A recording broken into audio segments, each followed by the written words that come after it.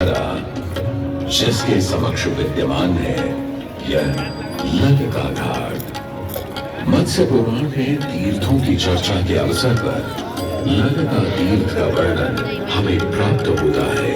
साथ ही साथ स्कंद पुराण के काशी खंड में भी जहां नव दुर्गा घाटों का वर्णन होता है, वहां भी ललिता घाट का नाम अंकित है।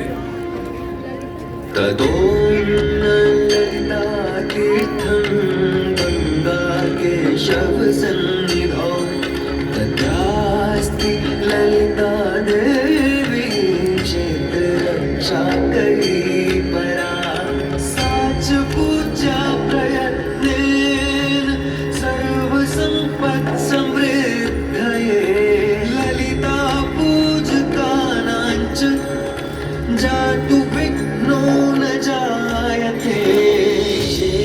कृष्ण द्वितीयायां ललितां परिपूज्य वै नारी वा पुरुषो वापि लभते वाञ्छितं पदं।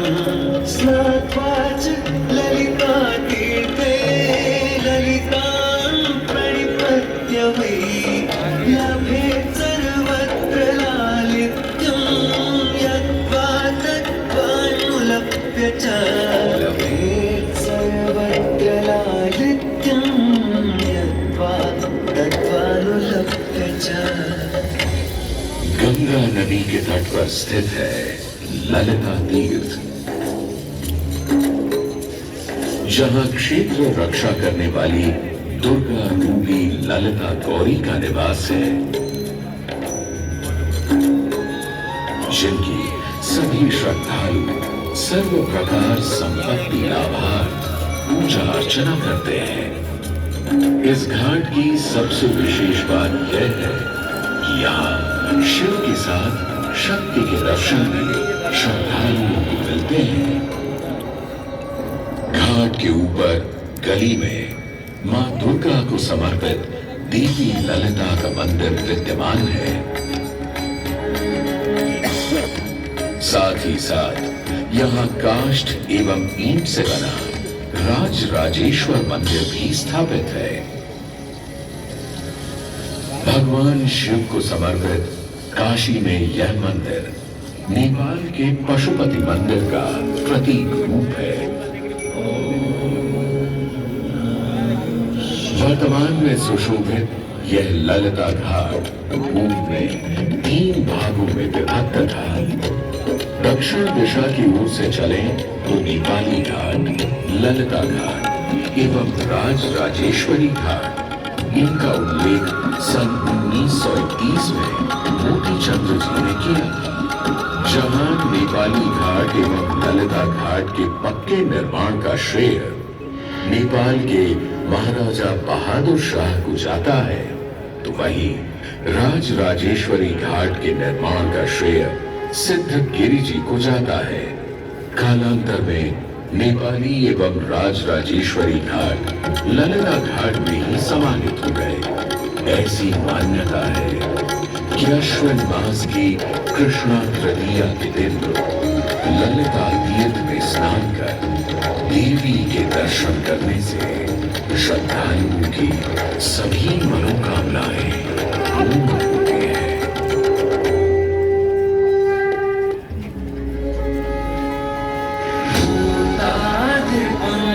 जगभूषण भूषितांगं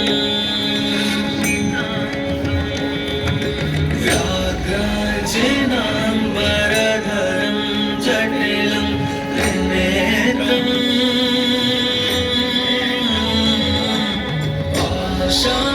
पाशांकुशाभयं वरप्रदशूलपाणिं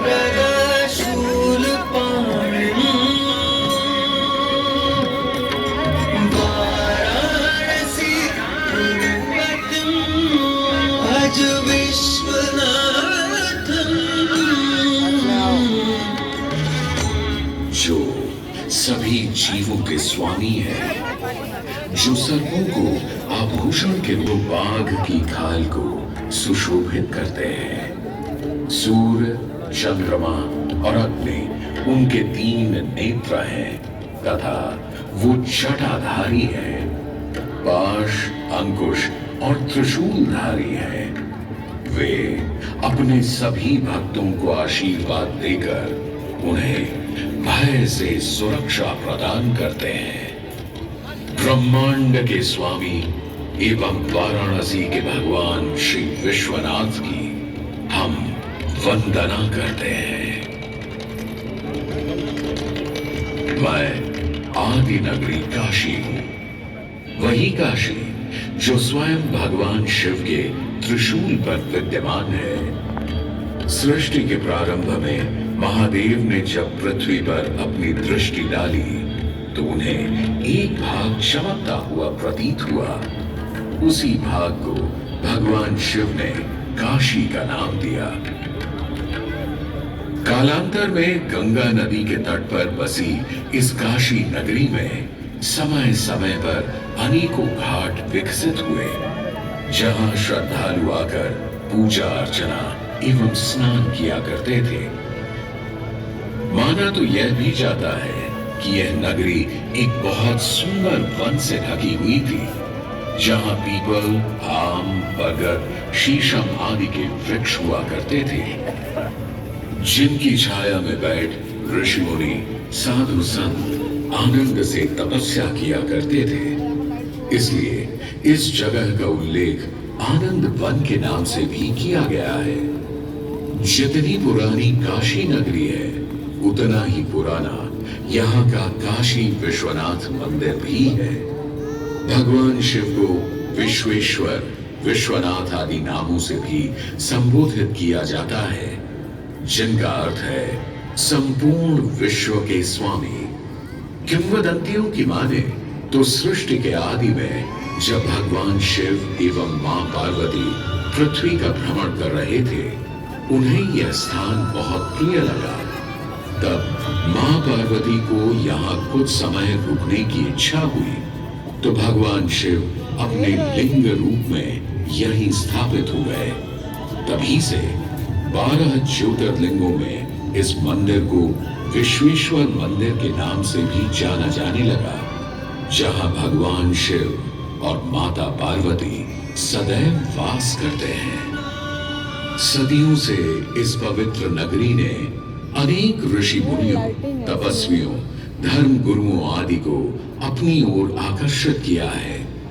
आदि शंकराचार्य एवं मंडन मिश्र ने इसी मंदिर के प्रांगण में बहुत समय व्यतीत किया। समय बदला, दौर बदला, भारत के स्वर्णिम काल पर विदेशी आक्रांताओं की नजर पड़ी, जिसे वे लूटने एवं सनातन संस्कृति को नष्ट करने के उद्देश्य से यहाँ आए। जब प्रथम बार गौरी ने आक्रमण किया, तब पृथ्वीराज चौहान ने उसे बुरी तरह पराजित किया था। अंत में उसने क्षमा मांगी और वचन दिया कि ऐसी गलती दोबारा कभी नहीं होगी। अतः पृथ्वीराज चौहान ने उसे छोड़ दिया। संभवतः यह एक दुर्भाग्यपूर्ण निर्णय था, क्योंकि अंततः गौरी ने पृथ्वीराज चौहान को धोखे से हराया। तत्पश्चात उनके साथ बहुत बुरा व्यवहार किया तथा उनकी दोनों आंखें भी निकाल दी।